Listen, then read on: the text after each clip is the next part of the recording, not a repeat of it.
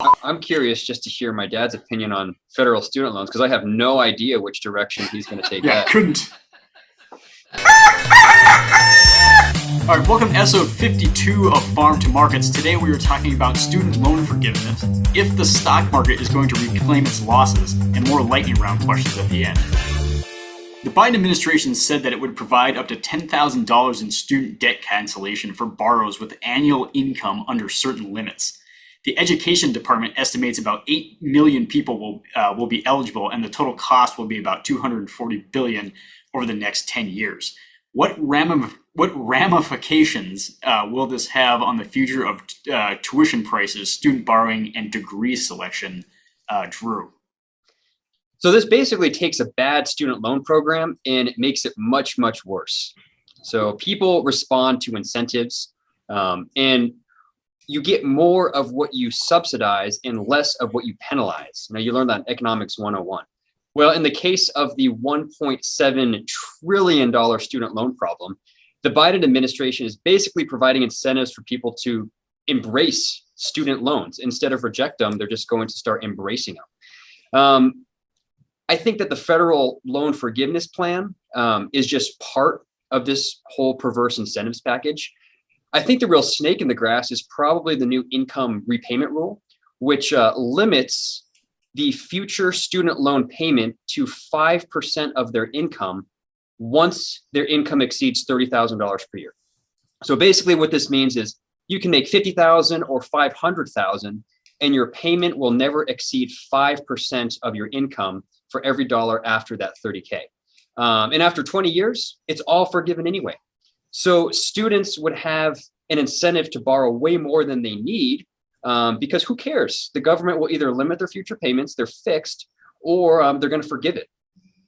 So as far as tuition goes, I think that it's going to cause already high tuition prices to skyrocket. Think about it. We're creating an incentive to borrow money to go to college. There will be more demand for college. And now colleges have an incentive and, quite frankly, the luxury to enroll students regardless of their future job prospects or earning potential, thus allowing them to charge whatever tuition they want. And as far as degree selection goes, I think we're going to see an uptick in degrees with lower economic value. Colleges don't care if they're getting enrollment. As long as they're getting enrollment, they can charge whatever they want. Students don't care because the government is now partnering with them to cover the bill. So I think it's going to be incredibly harmful to the economy. Then again, maybe I'm wrong.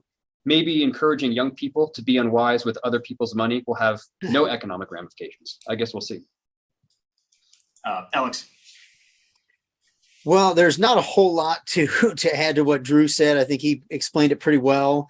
I will reiterate my position that I've mentioned in the past. I think that if they were going to do something like this, they should have just disposed of it all under the guise of COVID relief and have been done with it. And then as part of the compromise agreement, I guess, get the federal government out of the student loan business entirely. We're not getting either of those things. We're getting, a partial forgiveness for some people.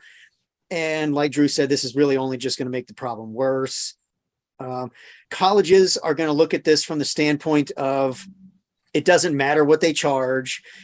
The federal government will issue a loan. The taxpayer will back it, and they'll get paid. The students don't ever have to worry about paying the university. And now there's the political expectation that the right people in the right political party with enough political pressure will forgive some or all of these loans. All you're going to do is create an incentive for the university to charge way more than they already are, knowing they can get away with it without any real ramifications. And the only people who will come into conflict over this is going to be taxpayers, people with student loans, and federal policymakers. I don't think this is going to significantly increase the number of degrees with no economic value. We're already seeing that that's not. I mean, it's not a huge number of people, but there are some people getting useless degrees. But I don't think that will have as big an impact on that as maybe some of the critics would think. because ultimately these people are still going to have to make payments. They're still going to have to get jobs that allow them to pay some bill. Ultimately, though, like I said, this is really just going to exacerbate the problem. I guess it's good for people who need some assistance paying their student loans, but for most, I think it's just going to make the problem worse. I think Drew pretty much nailed all the talking points on this particular issue. But it happens so often, we can now basically use it as a universal maxim that anytime the federal government subsidizes a particular industry, we can expect the unit cost of their goods and services to be growing. The cost grows faster than the rate of inflation. And we can also expect the quality of that good or service to decline. Whether it's healthcare, I mean, seriously, does anybody believe that healthcare costs have actually gone down on a per unit basis since they came out with the Affordable Care Act? I don't think so. Since the government started subsidizing mortgages, does anybody think that real estate prices have actually gone down? Why would we think it'd be any different with education? If we make it easy to get a college degree, the price of that college degree will go up and the quality of that diploma will go down. We can take that to the bank. I think the most dangerous thing about this is the shift in the American psyche, is that we have gotten to the point now where anytime there is any hint of adversity, the federal government opens up their checkbooks and they just start writing people checks. During the pandemic, when they basically just got your bank account and just started dropping money in your account, you didn't have to do anything except fog a mirror to get money. So now you've got millions and millions of people who are addicted to having somebody out bail them out at the sign of any form of adversity. Well, I've always said that a growling stomach is a wonderful motivator to go find some food. And if we don't have people with grumbling stomachs, what we're going to end up having is an entire nation who is being ripened on the vine to vote overwhelmingly for universal basic income. There will come a time where everybody can do absolutely nothing. Just like Aldous Huxley's Brave New World, there will be areas of our society where people get paid to do nothing except get high and have sex, because the universal basic income will allow that. And I think this is just another brick on the road toward that end goal. So in this kind of stuff, I tell people, always avoid the path of least resistance, because it's usually an ambush. And what will end up having is the people who become dependent on government bailouts like these student loans things, they'll never be able to catch up with the people who have the grit to just press their way through the adversity.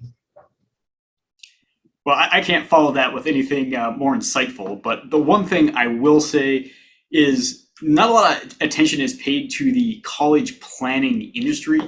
So people who are trying to figure out how they're going to save money for college, if this does ultimately end up increasing the price for college, more people are going to be pushed into the college planning funnel.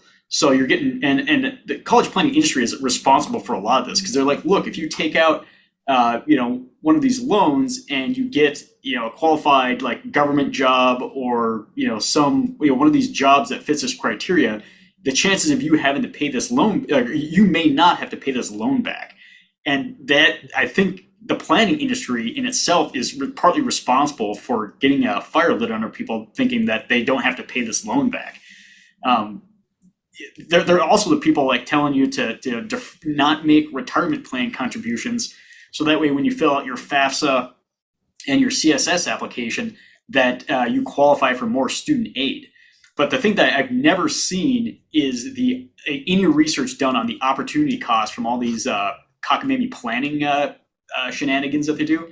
Because I've seen people purposely not fund their retirement plans so that they can get a higher amount of student aid from from whatever college they're going to. So so they can save so they can have an extra $10,000 or whatever.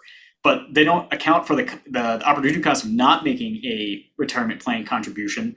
Not accounting for the tax savings that you get off of it, not accounting for the missed employer matching contribution, and then not accounting for any growth that money would have inside the retirement plan. Mhm. And basically, the fact that you give up, I've even seen people like give up income so that they can make themselves look poor for a college review board. And I don't know if anybody's doing themselves a favor. I don't know if they're saving any money by doing this. It's like you get an extra $10,000 in aid, but you've given up, $5,000 to $10,000 worth of income. I don't think you've helped anybody. And honestly, like, I have not seen the planning industry help that many people. And maybe it's just me, but I've not seen any research that says, the opportunity cost, the cost the thing that you gave up to get an extra $10,000 of student aid was well worth all the hoops you had to jump through to get it. So, well, you make an interesting point, Tom. But when it comes to college planning, what is the end goal? Is the end goal to go to college, or is the end goal to have the best life you can possibly have for the 82.5 statistical years that you're going to occupy this planet? If the latter is the issue, then a planner is going to say, when you took your test, did you finish in the top 5% of your peers? Because if you finished at the middle of the pack, college may or may not actually add one iota of value to your life. But if you're saddled with a bunch of debt, it may end up actually hurting you, because we can lie with statistics. We can say, well, geez, people with a college degree, they earn 40% more than people who don't. But that's because you're lumping in the nuclear physicist who makes $250,000 a year, and the barista who's got a interpretive dance or film studies degree who makes $30,000 a year. And you're saying, hey, our graduates on average make $140,000 a year of income. But it's a lie. One made 30,000, the other made 250. The reality is, on an individual basis, we have to be honest with people and say, you're not cut out for real college. You're only cut out for the fun college, where you take fun, easy classes for 8 semesters, and they give you a diploma that the economy will not value and you will not be able to pay back. If you want a good life, maybe you want to do something else besides go in debt pursuing this particular degree. But for the person who is an academic rock star, I think that college degree actually can be helpful. But it's not going to be helpful for everyone if college is not hard for everyone. Well, I would say on points like that, I don't know what you Tom and Drew's experience were in high school, but I know that high school counselors are incredibly incentivized to push everybody they possibly can into colleges, whether they belong there or not, because school districts get more money the better their high school graduation rates are when they graduate people straight into colleges. And then when I was in college, the career counselors and advisors that I got assigned to, they were all saying take 5-6 years to get a 4-year degree. So I think all the incentives are basically like money related. School districts pump as many kids into college as they can, and then once you're there, those advisors want to keep you there as many semesters as possible. Because like everybody seems to have said, it's all about money, and it's government money. Most of it's federal money. Taxpayer money. Taxpayer money. And they just want to keep that cycle going. So ultimately the best thing is to get the federal government in particular out of the business of student loans. So all of a sudden then colleges can't charge you $80,000 for a 4-year degree in feminist basket weaving or something like that. So but my experiences were that it seemed like all the incentives were just to funnel people into college. And maybe everyone else had different experiences, but that was mine. I think if we're going to boil this down real simply, if you're going to go to college, do so with as little or no debt as humanly possible. And if you do have to take out loans, pay it off as soon as possible, because it's the people that are going to be ridden with debt, whether it's going to be forgiven or not, that I think are going to experience the most stress and uncertainty in life. I'll tell you, is that people think this is a real boom. Those folks who have student loans. During the pandemic, only 1.2% of students who had student loan debt made payments against their student loans while there was an interest rate freeze. That means 98.8% made no payments at all while they were not required to do so. So if they had a $50,000 student loan 2 years ago, and they now have a $40,000 loan at exactly the same interest rates that they had before, come January, those people, they may have to pay back $10,000 less, but it's going to be a real shock to their systems to have to start paying $550 or $700 a month when they've gone all this time with stimulus money while they sat at home. And arguably, they're going to have to try to pay back student loans at a time when the recession kicks them right in the teeth. And they're worried about it. Even if they get these breaks from the government, it's still stressful, and they're carrying that stress out, over the years. It's the people that don't have any debt whatsoever that I think have the better lives. Yeah. Agreed. All right, move on to the next question here. Is that last Friday, Jerome Powell squashed any hopes the Fed was close to easing the pace of rate increases, causing the S&P 500 to give back most of its summer gains. Drew, where do you think the market's going from here? Or what do you think is going to happen after this? This question is tough because I don't like answering this question more than I like putting money on black at the roulette table. I don't think the markets are going to go in any particular direction in the short term. I just don't know. Simple as that. I can base an answer off of statistics or where the economy is at or investor sentiment, but I just don't know. The short-term market is pretty much driven by jitters, by politics, breaking news, tweets. Meme stocks drive the short-term market. So the short-term market can change directions on a dime, regardless of where companies stand financially or the health of the economy. So I wouldn't be surprised if the market tanked in the short term, nor would I be surprised if the market started a recovery and entered a new bull market. I will say at this point, I think most investors probably want a huge market drop just because it's been teasing them all year. It's been on the tip of their tongues. There's been a lot of negative news to support a bad market. And we have to remember, markets aren't driven by investors like you and me. Markets are driven by big institutional firms. They have a lot of money and they have to invest it somewhere. Big investors, they can deal with bad news and they can deal with bad markets. It's this choppy, uncertain mixed market that makes it difficult. So I think investors are ready to embrace a market drop just because they're primed for it. Yeah. It's always hard to try and, predict the future.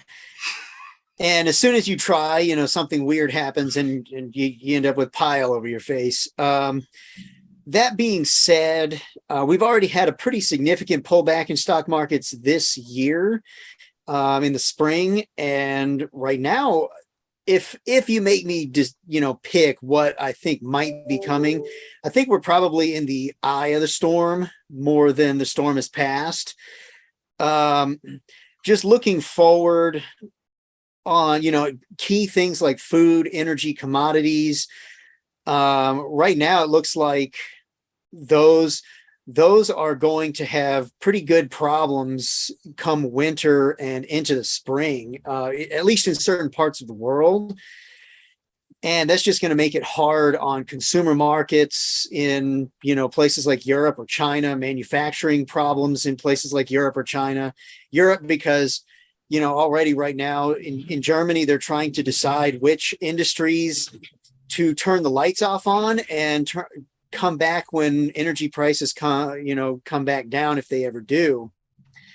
You're seeing businesses in the UK with 5-6 times higher energy bills, and hundreds and thousands of them are closing because they can't afford to keep the lights on. And I think we're in the early stages of an energy recession in Europe and potentially a big manufacturing pullback in China. Their property market is in the process of imploding right now.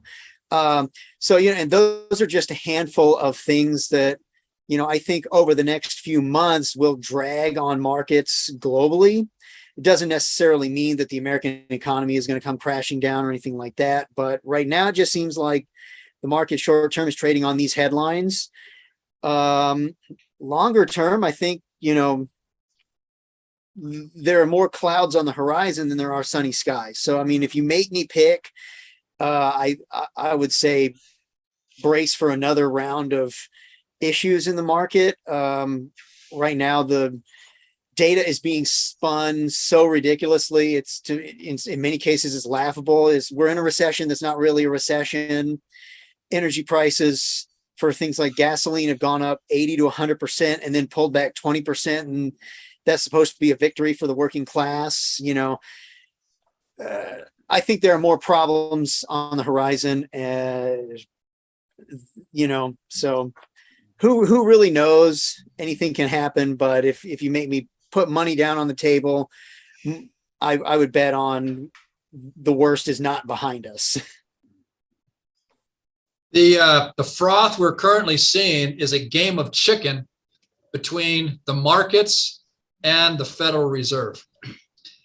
In my opinion, when you look at it relative to history, the coronavirus pandemic was like getting your toe stubbed. You stubbed your toe, walking, going to the bathroom in the middle of the night, and the Federal Reserve on cue, and also the fiscal policy of the federal government started putting morphine into our legs so that we wouldn't be crippled by the pain from our stubbed toe.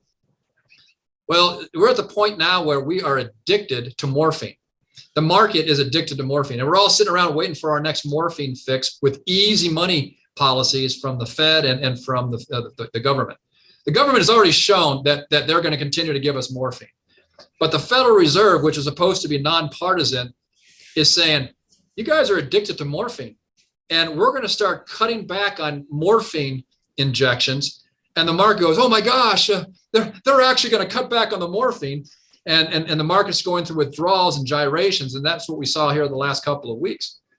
But prior to that, over the summer, I think it was in June and July, the market had a really nice rally there. It's because they kind of thought that the Federal Reserve was going to weaken and they were going to give more morphine into this economy to help us with our stubbed toe. The only answer to this, to get to the point where the markets start going back up, is that technology, systems, innovation, breakthroughs, they have to make the economy more productive tomorrow than we are today. That is enough to overcome and compensate for all the morphine that the government has pumped into the economy. If we grow in our productivity, we can push the stock market back up in spite of all of this bad fiscal and monetary policy. But if we don't, if we continue on the trajectory that we are now, which I call, we're in a dark age. I saw in the Wall Street Journal yesterday that we had the second year in a row, we've had a decline in life expectancy.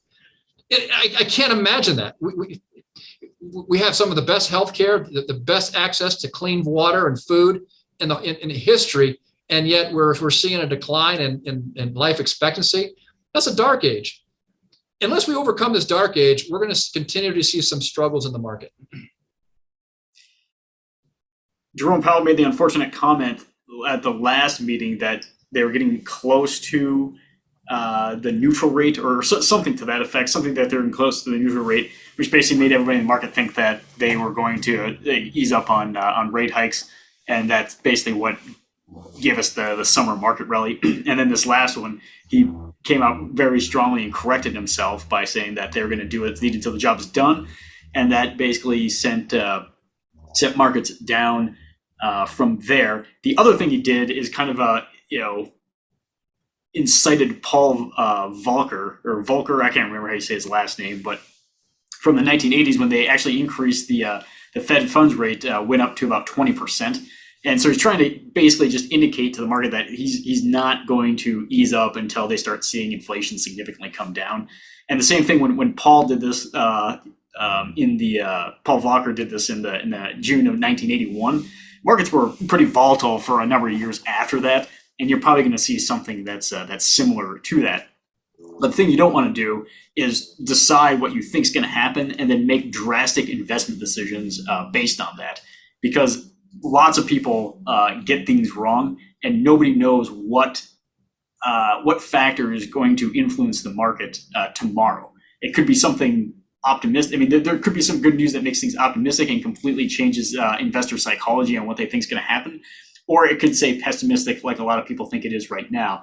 But the biggest thing that we learned through 1981 is that the market wasn't just down; it was very up and down, and nobody could predict how it was going to react to that. Just the same thing that nobody's going to predict how the market is going to react to this over a 1, 2, or 5 year period. So the best thing is to do is just to have your strategy that you've already picked for various reasons, and then not do anything drastic based on the news. We were just talking about that the other day, Tom, where people that get it wrong, the people who just sit and wait usually make a pretty good living. So to all of those that are listening, don't violate your strategy, and please don't try to get it right and end up getting it wrong. Yeah, we'll end up talking about why not to put all your eggs in one basket here in a minute. So yeah. So we're gonna move on to the lightning round.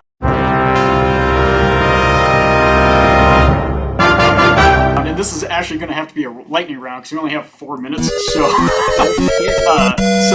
so question number 1.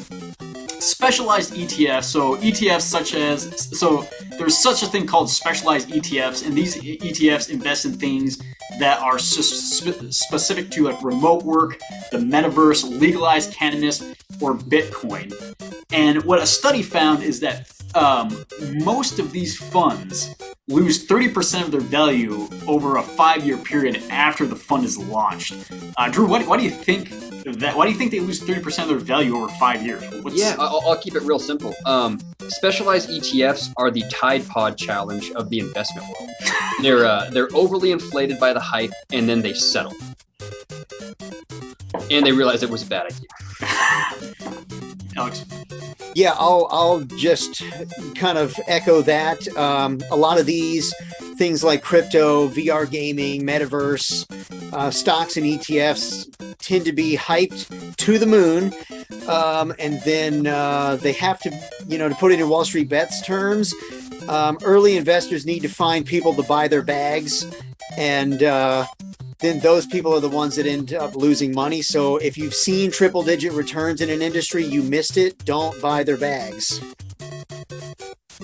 One of our strategies actually does this. We call it our momentum strategy, and it actually did extremely well last year with a gain of over 256%. Now, we're not telling people to do the strategy. I'm saying just don't hold these specialty ETFs for 5 years. You have a program and a process right, where you ride the ride while the wave is cresting, and you get off before it crashes. The big difference between our strategy and some of these other ETFs is that I don't think we have legalized cannabis in our strategy. So that would be a big differentiator. Okay. All right. According to Forbes, pickleball is the fastest growing sport in America. Why? I think because it's really fun. Okay. Yeah, it has to be that people enjoy playing it. It's easy to play, and you can play it in a driveway or a lawn. It doesn't take much equipment. Personally, I hadn't heard about it until recently, but it looks entertaining. I think it's popular because it's one of the few sports in America today where grandparents and grandkids can get on the court and have fun, get a good workout, and nobody gets hurt. Yeah, from what I've heard, the rules are simple and it's fun. So, I mean, I haven't tried it, so maybe we'll have to have a company pickleball tournament. Last one is that Amazon reportedly spent $715 million to produce an 8-episode series called The Ring of Power, which is based on the Lord of the Rings. Do you think this is going to be worth the $715 million price tag? That's a tough question. I don't know a lot about movie production and, whether they're going to turn a profit, whether it was worth it. I think it's kind of cool. I think it might just be a feather in Jeff Bezos's hat to have done it and own the rights, but I guess we'll have to see. Yeah, so including advertising, it's actually closer to $1 billion, rights, production, marketing. I am very skeptical that they'll ever actually get their money back. I think what they really want is good reviews and a prestige thing with which they can market Amazon's streaming service going forward for years to come. It might be a prudent investment. Is that the goal here is not to get a bunch of people watching the Lord of the Rings series. It's to get people to sign up for Prime membership. And if they can get people to do Prime membership, even if they watch this movie or not, then it would have been money well spent. If it's